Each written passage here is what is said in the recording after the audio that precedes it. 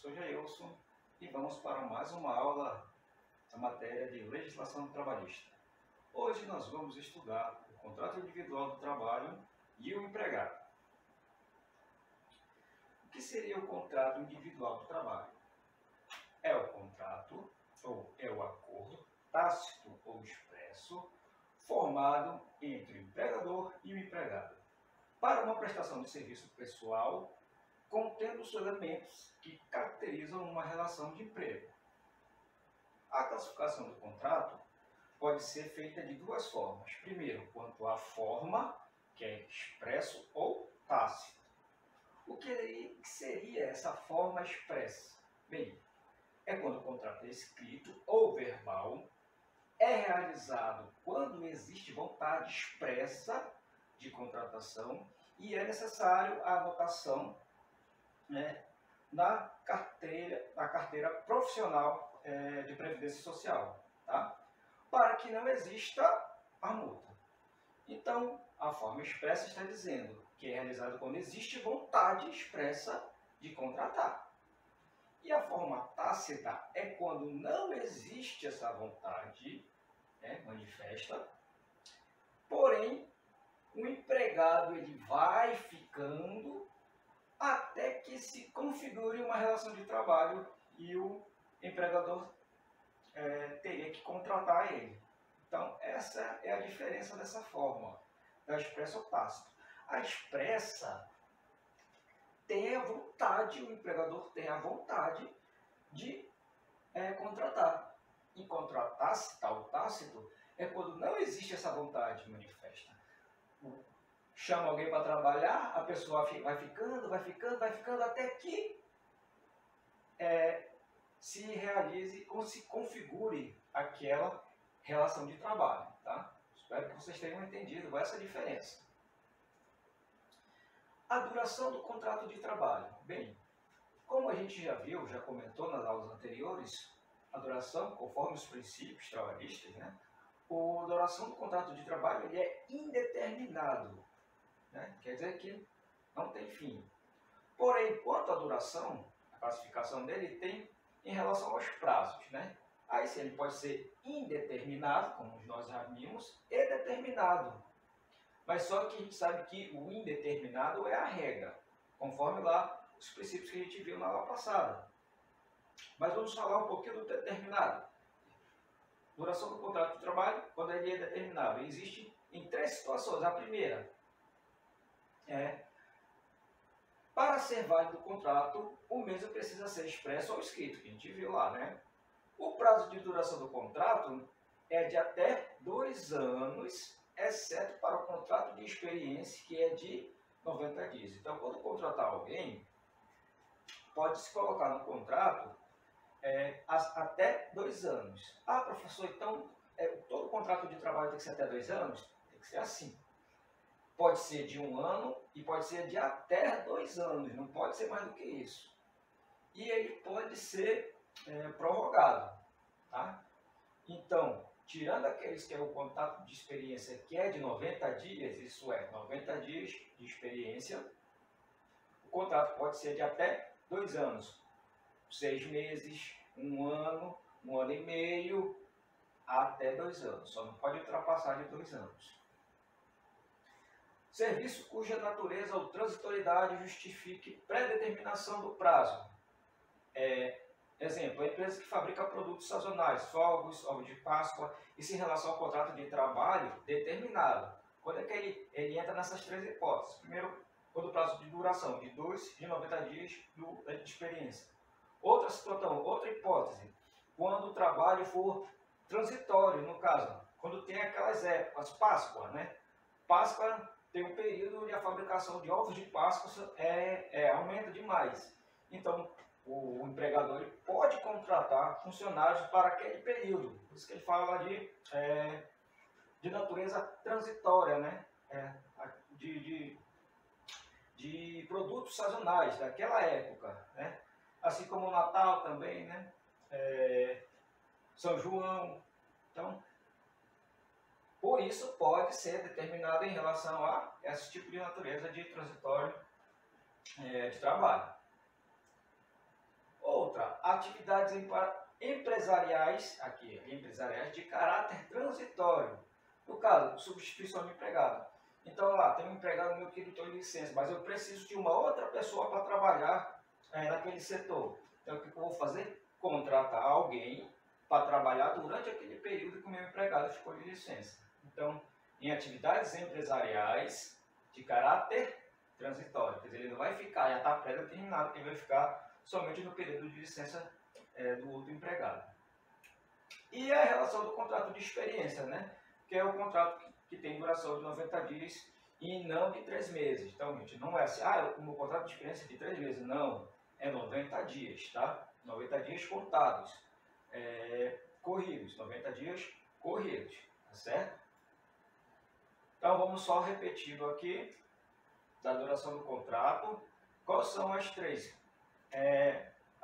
hipóteses? Serviço de natureza transitório, né, que justifique a contratação, as atividades empresariais, né, também de caráter transitório, e contrato de experiência, além dos contratos que são aqueles que já têm pré-determinado tempo, que pode ser de até 2 anos. Formalidades do contrato de trabalho. O contrato de trabalho, ele só é válido se obedecer os seguintes pressupostos. Então, quais são esses pressupostos? Vamos lá. Capacidade do empregado, do agente, objeto lícito e formalidade exigida por lei. Então, é uma sílaba bem simples. COF. Se eu perguntar sobre os pressupostos, eu só dou uma torcida. COF. Que é a capacidade do empregado, objeto lícito e formalidade exigida por lei. Vamos ver a situação de cada um desses pressupostos. Primeiro, a capacidade. Mesmo ausente, a capacidade do empregado, os salários são devidos. Proibição de trabalho para crianças de menores de 14 anos, para menores de 14 anos, de 14 a 16 aprendiz, e proibição de trabalho noturno, perigoso e insalubre para menores de 18 anos. Quando ele fala de capacidade, ele está dizendo, se eu for contratar alguém em determinado serviço, eu tenho que saber que aquele empregado tem capacidade de realizar dele, conforme a lei. Então, trabalhadores, de repente, se eu desconheço a lei e contrato alguém de 16 anos para trabalhar à noite, mesmo ele, de acordo com a lei, não tendo essa capacidade, ele vai ter todos os salários recebidos. Tanto que fala, mesmo ausente a capacidade do empregado, os salários serão devidos. Quer dizer, antes de contratar alguém, eu preciso saber que aquele empregado tem a capacidade exigida por lei para realizar determinado serviço. E mesmo que ele não tenha essa capacidade, se eu contratar ele sem saber, os salários dele serão devidos. Segundo, objeto lícito. Então, licitude quer dizer que é de acordo com a lei. É ilícito, fora da lei. Então, se o objeto do emprego, aqui ele está dando exemplo, jogo do bicho. Jogo do bicho é ilegal. Então, se o objeto do emprego for ilícito, o contrato será nulo. Entretanto, os salários serão devidos. No caso da atividade proibida, tem um exemplo aí, policial militar trabalhando como segurança particular. Não pode. Então, o contrato de trabalho será válido, mas o PM poderá sofrer as penalidades disciplinares, isso de acordo com a corporação. Mas o que ele está falando aqui? Que o objeto de trabalho deve ser lícito. Mas mesmo que ele for ilícito, né, os salários serão devidos. Então, o pessoal vai ter direito de receber o seu salário. E a formalidade exigida por lei. O exemplo, contratação de servidor público. Sem a prévia aprovação em concurso, o contrato será nulo, conferido ao trabalhador somente os salários proporcionais pelo tempo de serviço prestado, de acordo com o salário mínimo. Por quê? Porque o servidor público, conforme lei, ele só pode ser contratado se houver um processo seletivo, concurso público, ou um processo seletivo de currículo, alguma coisa, mas tem que haver um processo. Não pode ser contratado de qualquer forma. Mas caso no caso, o gestor desconheça essa formalidade, a pessoa terá os seus salários recebidos proporcionalmente ao tempo que ele prestou serviço no órgão lá onde estava trabalhando, certo? Então, quais são os pressupostos, mais uma vez? Capacidade do empregado, do agente, objeto lícito e formalidade exigida por lei, certo? Término do contrato do trabalho. Primeiro, por decisão do empregador, com justa causa, sem justa causa ou aposentadoria. Então, aqui algumas situações em relação a quando se encerra o contrato de trabalho. Primeiro, por decisão do empregador. O que o empregador pode fazer? Demitir com justa causa, se o empregado fazer alguma besteira no trabalho, Sem justa causa, De repente aconteceu alguma coisa e o empregador teve que dispensar aquele empregado ou a aposentadoria do empregado. Segundo, por decisão do empregado. Então, no caso, a pessoa que está trabalhando. Pedido de demissão, eu posso lá fazer minha carta de demissão. Rescisão indireta, Rescisão do contrato. E também aposentadoria. Terceiro, por desaparecimento de uma das partes. O que acontece? Ou o empregado ou o empregador desaparece. Isso acontece, de repente aconteceu alguma coisa, desapareceu um dos dois. Morte do empregador, morreu meu patrão, e aí? Pode-se encerrar o contrato também. Extinção da empresa, a empresa pode falir, também pode acontecer isso. E a morte do empregado, é claro, Se ele morrer, quem vai trabalhar? Então, encerrou o contrato. Por culpa recíproca. Aconteceu alguma discussão entre o empregado e o empregador, e entre essa discussão aconteceu um problema e a culpa acabou sendo dos dois, não só de um. Pode-se encerrar o trabalho também, o contrato de trabalho nessa situação. Por advento do término do contrato, contrato determinado, Quando o contrato for por tempo determinado, 1 ano, 1 ano e meio, 2 anos, até 2 anos, Ou contrato de experiência, que é de 90 dias. E, por motivo de força maior, aconteceu algo fora da capacidade de solucionar do empregador ou do empregado e acabou que surgiu essa situação de término do contrato. Então, essas são as situações que pode-se determinar o término do contrato de trabalho. Vamos falar um pouco do empregado. O que seria um empregado? A pessoa que trabalha, no caso. É a pessoa física que presta pessoalmente a outrem serviços não eventuais, subordinado e assalariados. Considera-se empregado toda pessoa física que presta serviço de natureza não eventual a empregador, sob dependência deste e mediante a salário. Então, olha só, a gente vai ver cada uma dessas requisitos legais do conceito desse do empregado. Pessoa física, empregado é pessoa física natural. Professor, pode ser pessoa jurídica? Não. Conforme o conceito, empregado é pessoa física, pessoa natural. Então, não pode ser pessoa jurídica. Então, mais uma vez, empregado pessoa física, não pessoa jurídica. Continuidade.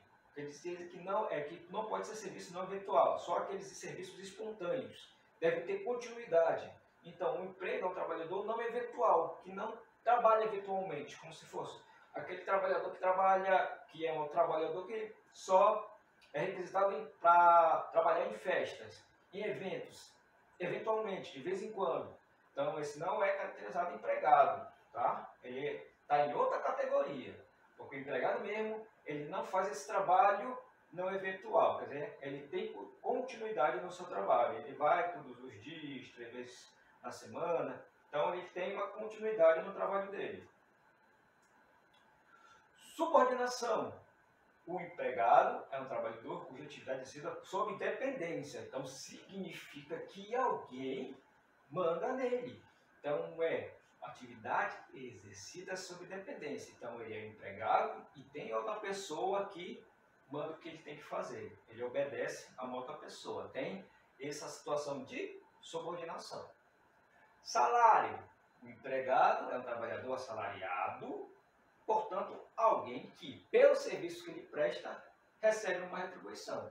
Então, mais um requisito legal aí, né? O trabalhador é aquele que recebe o salário, é o trabalhador assalariado. Pessoalidade. O empregado é um trabalhador que presta pessoalmente os serviços. Então, esses requisitos, né? Esse requisito significa que o trabalhador, ele mesmo presta o serviço, entendeu? Ele não pode designar uma outra pessoa para fazer o trabalho dele, né? Ele pessoalmente presta aquele serviço, aquele trabalho, né? Ele não sai, ele não pede para outra pessoa fazer ou designa uma outra pessoa para fazer. Por isso que presta pessoalmente esse serviço. Então, esses são os requisitos legais relacionados ao conceito do trabalhador. Mais uma vez, pessoa física, continuidade, subordinação, salário e pessoalidade. Vamos ver agora a diferença entre o empregado e o trabalhador autônomo. Olha só, o elemento fundamental que os distingue é a subordinação, né? O empregado é trabalhador subordinado, enquanto o autônomo trabalha sem subordinação. Quer dizer, um obedece a uma pessoa e o outro não. Para alguns, autônomo é quem trabalha por conta própria. E subordinado é quem trabalha por conta alheia, por conta dos outros. Outro sustento que a distinção será efetuada verificando-se que quem suporta os riscos da atividade, se os riscos forem suportados pelo trabalhador, ele será autônomo. Então, tem aí algumas diferenças entre o empregado e o trabalhador autônomo. Mas qual a diferença principal, a fundamental é que o trabalhador, ele é subordinado a alguém, o empregado, né? Ele é subordinado a alguém, enquanto o trabalhador autônomo, ele não é subordinado a ninguém. Ele trabalha por conta própria, ele só é subordinado a ele mesmo. Ok? Agora, a diferença entre o empregado e o trabalhador rural. Trabalhador eventual. Há mais de uma teoria que procura explicar essa diferença. Primeiro, teoria do evento. A gente viu lá no conceito do empregado, né, que é aquele empregado é um trabalhador não eventual. Então, vamos ver agora. Então, há mais de uma teoria que procura explicar essa diferença. Primeiro, a teoria do evento, segundo o qual eventual é o trabalhador admitido numa empresa para um determinado evento. Como eu falei, né, aquele trabalhador que é contratado apenas para alguns eventos, algumas festas e tal, e pronto. Só para aquela situação e nada mais. Dos fins da empresa. Então, para a qual eventual é o trabalhador que vai desenvolver numa empresa serviço não coincidente com seus fins normais. No caso, uma empresa que trabalha com contabilidade.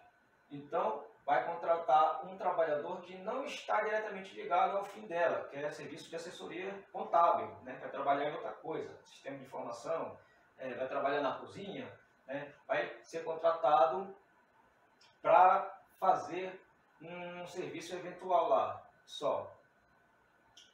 E da descontinuidade, segundo a qual eventual é o trabalhador ocasional, esporádico, que trabalha de vez em quando, né? Então, da fixação, o segundo, qual eventual é o trabalhador que não se fixa em uma fonte de trabalho, né? A fixação, no caso, seria jurídica, assinatura da carteira de trabalho. Então, de acordo com essa teoria, no caso, o trabalhador eventual é o trabalhador que é esporádico, ele trabalha de vez em quando, ele não tem um trabalho fixo, tá? Por isso que ele é chamado de eventual, ele não se fixa apenas uma fonte de trabalho, ele vai trabalhando em várias